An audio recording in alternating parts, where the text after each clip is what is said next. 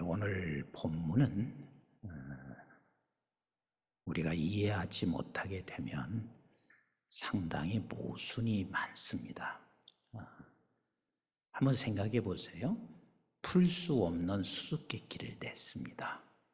이건 풀 수 없는 수수께끼예요. 풀 수 있는 자는 오직 삼손밖에 없어요. 왜냐하면 이 수수께끼는 이런 수수께끼였습니다. 우리 한번 14절 같이 한번 읽어보도록 하겠어요. 시작. 삼손이 그들에게 이르되 먹는 자들에게 먹는 것이 나오고 강한 자에게서 단 것이 나왔느니라 하시니라. 그들이 사흘이 되도록 수수께끼를 풀지 못하였더라. 지금 먹는 자에게서라는 말은 그 밑에 강한 자를 같은 평행법을 쓰고 있는 거예요. 그래서 사자를 의미하고 있는 것이지요. 그리고 먹는 것이 나오고 했습니다. 먹는 것이 나왔다 하는 말은 그 밑에 평행법을 해서 단 것이 나왔다 하는 말이잖아요. 그래서 결국은 사자에게서 단 것이 나왔다 하는 말이에요. 근데 이것을 누가 알아요? 직접 체험한 삼손은 압니다. 자기가 체험하고 난 것을 그가 이것을 수수께끼로 내고 있습니다. 그럼 어떤 사람도 무슨 재주를 부려도 이 수수께끼를 풀 수 있는 자는 없어요. 자기가 체험한 것을 가지고 이 수수께끼를 내고 있으니 그것을 어떻게 풀 수 있겠습니까? 결국은 삼손도 알고 있습니다. 이 수수께끼를 전혀 못 풀 것이라는 사실을 다 알고 있습니다. 내가 가르쳐주지 않는 이상은, 내가 말하지 않는 이상은 아무도 이 수수께끼는 풀 수가 없어요.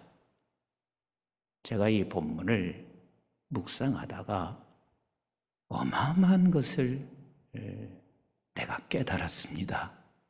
여러분, 하나님보다 강한 자가 어디가 있어요? 그리고 그의 입에서 나오는 말씀의 그 꿀, 이것보다 단 게 세상에 어디가 있어요? 근데 이것을 수수께끼를 내면 풀 수 있는 자는 아무도 없어요. 누구만이 풀 수 있냐면 내가 예수를 만난 사람만이, 강하신 우리 하나님을 만난 자만이, 그리고 그의 입에서 나오는 이 말씀이 얼마나 달고 꿀인 것을 내가 체험하지 않고는 이 부분을 깨달을 수 있는 사람은 아무도 없습니다. 그래서 이 답은 이겁니다. 무엇이 사자보다 강하겠나? 무엇이 꿀보다 달겠나? 나는 오늘 이 본문 속에서 우리는 두 가지를 붙잡으시고 가셔야 합니다. 하나는 무엇이 하나님보다 강하겠나? 근데 사람들은 이렇게 생각합니다. 그 강하신 하나님이 우리의 아버지신데 내가 이렇게 힘들고 지치고 어려운 상황에 내가 놓이게 됩니까? 누구든지 이렇게 말을 할 수가 있습니다. 그러나 그 강하신 하나님을 체험한 사람은 내게 지금 어떠한 환난과 어떠한 핍박과 그리고 어떠한 환경 상황이 우리에게 주어진다 할지라도 무엇이 하나님보다 강하겠나? 무엇이 하나님보다 더 강하겠나? 에스겔서가 있습니다. 근데 그 에스겔이라는 뜻은 이런 뜻을 내포하고 있는 것입니다. 하나님은 강하시다. 또 하나 다른 뜻이 있습니다. 하나님은 강하게 하신다. 이게 에스겔의 뜻이에요. 하나님은 강하게 하신다. 하나님은 강하시다. 이러한 이름을 가지고 있는 에스겔의 상황은 아주 비참합니다.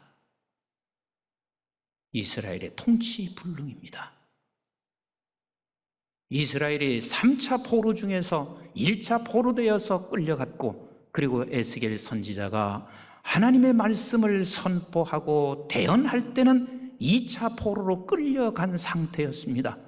에스겔에게는 어디서 있었어요? 그도 포로로 똑같이 끌려갔습니다. 우리 한번 에스겔서 1장 3절 말씀 같이 한번 보실까요? 시작.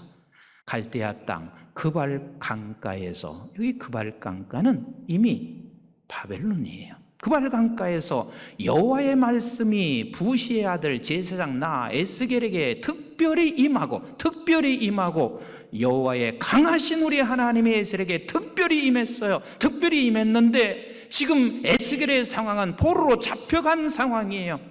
그리고 이스라엘 백성들은 아무것도 할 수가 없는 그런 상황이 되었습니다. 임하고 여호와의 권능이 내 위에 있으리라. 그런데 에스겔서를 읽어보면 내 생물이 나와요. 하나님의 권능이 나와. 이스라엘 백성들이 그렇게 지금 바벨론에 포로된 상태에 있는데도 불구하고 하나님께서는 지금 에스겔서를 통해서 얼마나 우리 하나님이 강하신 것인가를 보여주시는 거예요. 그래서 내 생물이 나옵니다. 하나님이 모든 걸 통치하시는 것을 봅니다. 그리고 아버지 하나님의 끝으로 가면 영광이 나오는데 그 영광이 이동하기 시작합니다. 언약궤에서 그 영광은 성전으로 이동하고, 성전에서 그 영광은 성전 동문으로 이동하고, 그 동문에서 예루살렘으로 이동합니다. 그래서 결국은 에스겔서의 47장과 48장에 오면 하나님께서 이스라엘 백성들에게 영광으로 인하여 황폐한 백성들을 다시 일으키시는 그 놀라운 사건이 그곳에 기록되어져 있습니다. 그렇습니다. 우리는 내가 볼 때 내가 이렇게 고통스럽고 힘들어도 우리 아버지가 약하시기 때문에 그렇지 않습니다. 우리 하나님은 강하십니다. 그 강하신 하나님은 하나님께서 강하게 우리도 하신다라고 말씀하시고 계십니다. 지금 형편이 어렵고 또 지쳐있는 사람들도 많이 계실 것입니다. 하나님께서는 우리에게 이렇게 말씀하시고 계십니다. 무엇이 하나님보다 강하겠느냐? 이건 삼손이 체험하여 아는 것처럼 하나님의 백성들은 이것을 체험하여 알게 되어 있습니다. 무엇이 하나님보다 강하겠느냐? 코로나가 하나님보다 강하겠느냐? 나의 지금 아픔과 고통이 하나님보다 더 강하겠느냐? 절대 그럴 수 없습니다. 초대교회 모든 성도들, 저들은 두려워할 수밖에 없었습니다. 막막했습니다. 예수님은 승천하고 우리 곁에 없습니다. 그런데요, 하나님께서 그들을 얼마나 강하게 하시는지 모릅니다. 성령이 저들에게 임하니, 하늘로부터 저들에게 임하니 저들은 이제는 두려워하지 않습니다. 그 어떤 누구에게도 담대하게 그들이 선포할 수 있습니다. 아무런 두려움이 없습니다. 무엇이 하나님보다 더 강하겠느냐? 참 재미있는 게 에스겔이라고 하는 뜻과 히스기야라는 뜻이 같은 동일한 뜻을 가지고 있습니다. 히스기야도 여호와는 강하시다 라는 뜻이에요. 여호와는 강하시다. 그리고 또 하나는 그 여호와가 너를 강하게 하신다 라는 뜻을 가지고 있습니다.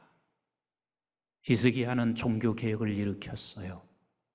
그리고 많은 것들을 정돈시킵니다. 하나님이 기뻐하시는 일을 했습니다. 그런데 그런 히스기야에게도 아수르가 늘 위협하고 있었습니다. 그래서 아수르가 위협하고 있는 상황 속에서 그래도 건강하여 내가 이 민족을 지키고 이 민족을 이끌어 가야 하는데 이사야 선지자가 와서 히스기야 왕에게 말합니다. 당신 죽는다는 거예요. 근데 히스기야가 생각해 보세요. 내가 죽으면 이제 끝인 거라. 왜? 나의 자식은 아직도 어린 것이고, 거기에 아수리아가 지금 바로 코앞에서 점령을 날마다 노리고 있으니 그 무슨 소망이 있겠습니까? 그런데 히스기야는 이 분명한 한 가지 사실을 알고 있습니다. 뭐냐면 무엇이 여호와보다 더 강하겠느냐. 그래서 히스기야 선지자는 그분 앞에 가서 매달려 기도하고 있습니다. 그러면 에스겔만 그 이름을 갖고 있나요? 히스기야만 그 이름을 갖고 있나요? 아니요. 저와 여러분들은 지금 삼손이 경험한 그 경험을 우리가 하고 수 있습니다. 아무도 우리가 예수 그리스도로 인하여 우리가 구원의 자리에 이를 수 있는 사람은 아무도 없습니다. 그러나 예수 그리스도를 통하여 저와 여러분들은 풀 수 없는 수수께끼를 풀 수 있는 자가 됐다는 사실을 기억하십니까? 어떻게 우리가 하나님을 하나님 아버지라고 내가 부를 수 있었습니까? 그렇게 할 수 없는 우리를 우리 하나님께서 이제는 하나님이 나의 아버지시라고 내가 부를 수 있습니다. 그런데 그 아버지시는 얼마나 강하신 분이냐면 우리의 모든 죄악을 다 씻으시고 그리고 우리를 영원한 생명으로 이끌어 가시고 그분이 바로 우리의 아버지이십니다. 무엇이 하나님보다 더 강하겠나? 그래서 에스겔서에 히스기야만 그런 게 아니라 하나님의 백성들 모두는 다 바로 이것을 깨달은 자요, 아는 자요, 체험한 자가 이 고백을 할 수밖에 없습니다. 우리 한번 에스겔서 36장 26절, 27절 말씀 보겠습니다. 시작. 또 새 영을 너희 속에 두고 새 마음을 너희에게 주되 너희 육신에서 굳은 마음을 제거하고 부드러운 마음을 줄 것이며 또 내 영을 너희 속에 두어 너희로 내 율례를 행하게 하리니 너희가 내 규례를 지켜 행할지니라. 그리고 두 번째입니다. 우리 한번 따라서 합시다. 무엇이 꿀보다 달 수 있나? 무엇이 꿀보다 달 수가 있나? 그렇습니다. 그 하나님의 말씀, 그 입에서 나오는 말씀만이 우리는 이 세상에서 가장 단 것입니다. 그러나 이 수수께끼를 우리가 세상에 나가서 한번 얘기해 보세요. 이 세상에서 무엇이 가장 달겠냐? 저들은 말을 할 것입니다. 꿀일 수 있지. 근데 우리는 납니다. 왜요? 하나님께서 당신의 아들로 삼으셨고 우리는 체험을 했습니다. 그래서 우리는 압니다. 무엇이 가장 다냐면 하나님의 말씀보다 더 꿀송이 같은 것은 존재할 수 없다는 사실을 우리는 알게 되어져 있습니다. 가장 강하신 분은 우리 아버지시요, 그리고 그분의 입에서 나오는 이 말씀보다 더 단 것은 세상에 없습니다. 우리 한번 시편 19편 7절로 10절 말씀 같이 한번 볼까요? 시작. 여호와의 율법은 완전하여 영혼을 소성시키며 여호와의 증거는 확실하여 우둔한 자를 지혜롭게 하며 8절 시작. 여호와의 교훈은 정직하여 마음을 기쁘게 하고 여호와의 계명은 순결하여 눈을 밝게 하시도다. 여호와를 경외하는 도는 정결하여 영혼까지 이르고 여호와의 법도 진실하여 다 의로우니 10절. 금 곧 많은 순금보다 더 사모할 것이며 꿀과 송이꿀보다 더 달도다. 하나님의 말씀보다 더 단 게 없습니다. 그래서 우리가 이것을 깨달았다는 사실은 내가 체험했다는 사실이고 만났다는 사실이고 내가 안다는 사실이기 때문에 우리가 이것보다 더 큰 복을 받은 사람은 세상에 존재하지 않습니다. 그래서 복 있는 자가 어떤 사람인가요? 우리 한번 시편 1편 1절로 같이 한번 읽어볼까요? 시작. 복 있는 사람은 악인의 꾀를 따르지 아니하고 죄인의 길에 서지 아니하며 오만한 자의 자리에 앉지 아니하고 오직 여호와의 율법을 즐거워하여 그의 율법을 주야로 묵상하는 자로다. 이게 가장 복 있는 사람입니다. 그리고 나서 요한계시록 1장 3절에도 너무 우리가 잘 알고 있는 말씀인데 이렇게 말씀하시잖아요. 시작. 이 예언의 말씀을 읽는 자와 듣는 자와 그 가운데 기록한 것을 지키는 자는 복이 있나니 때가 가까움이라.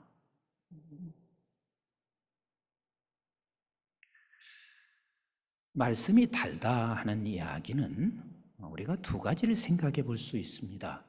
그 하나는 뭐냐면 약이 되고 소성케 합니다. 약이 되고 소성케 해요.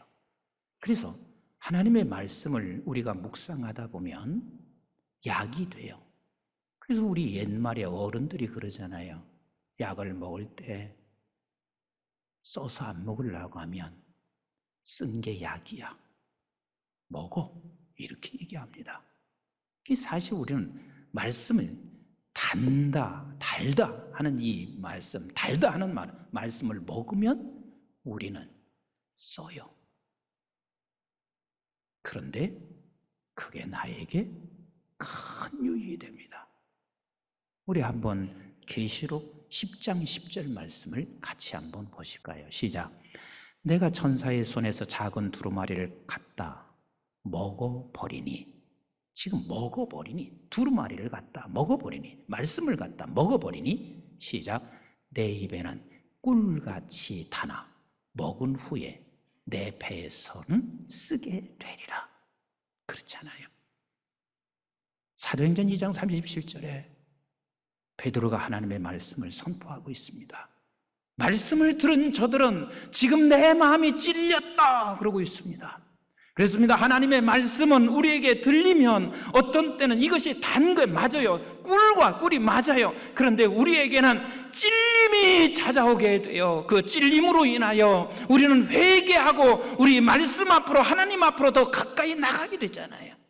그래서 말씀은 달다 하는 말은 우리가 말씀을 먹으며 써서 이게 약이 되고 소성케 하신다는 그런 의미를 가지고 있습니다.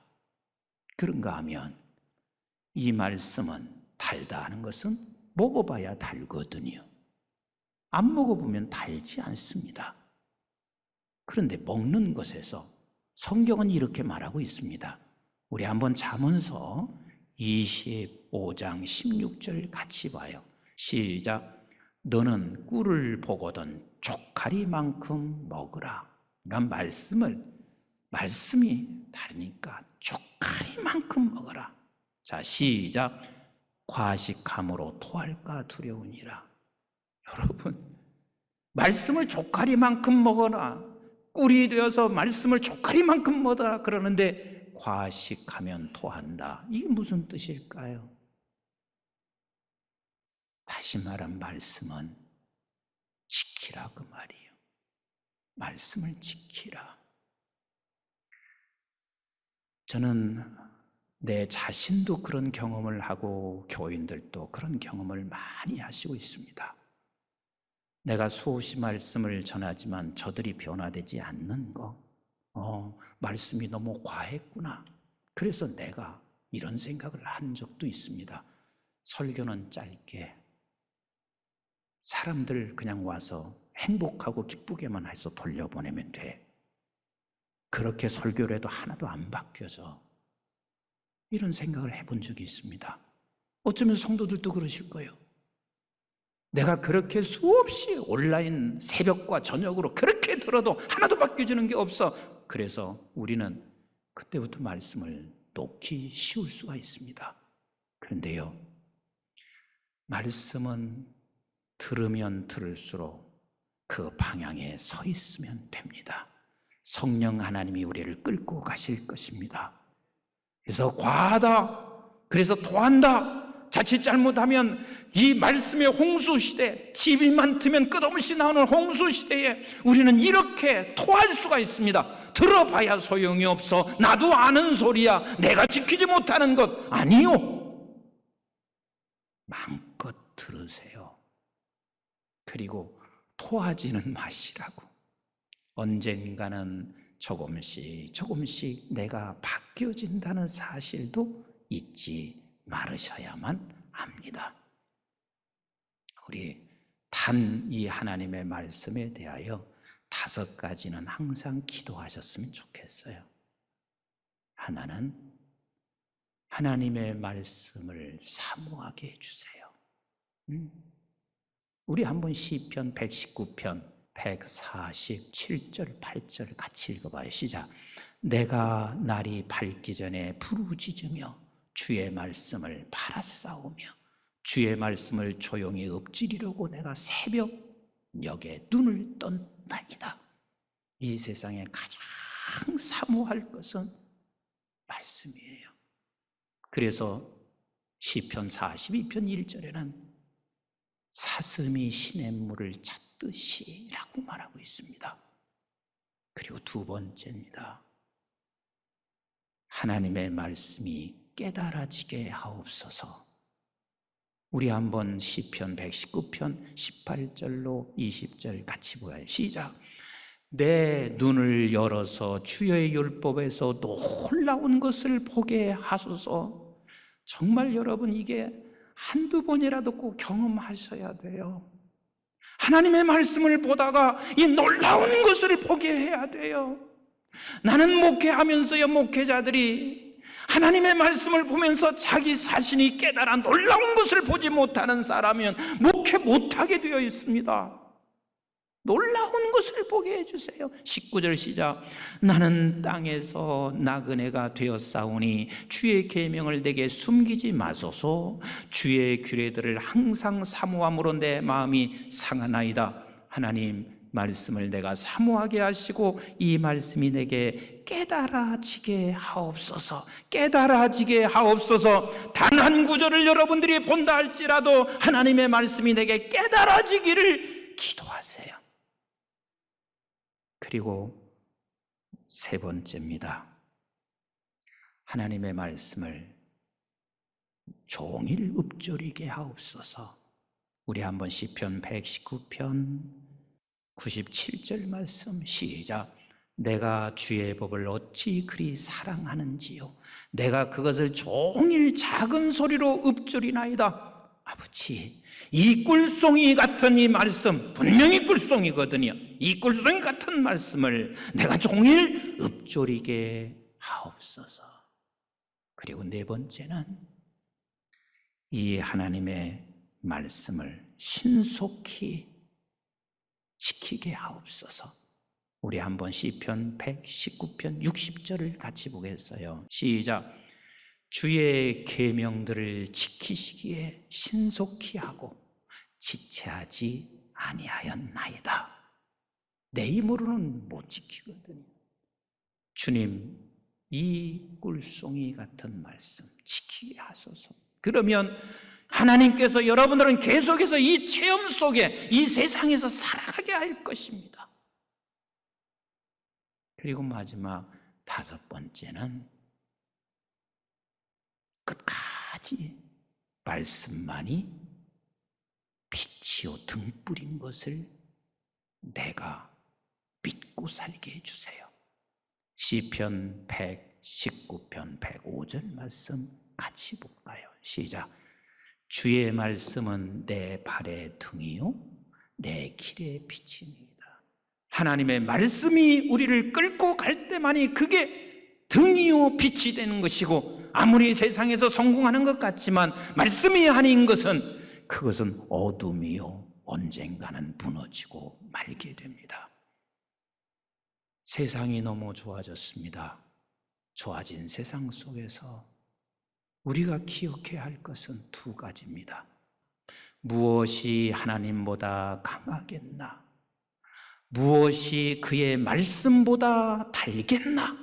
수수께끼를, 풀 수 없는 수수께끼를 푼 자로 우리가 살아가는 모두가 되시기를 주님의 이름으로 축복합니다.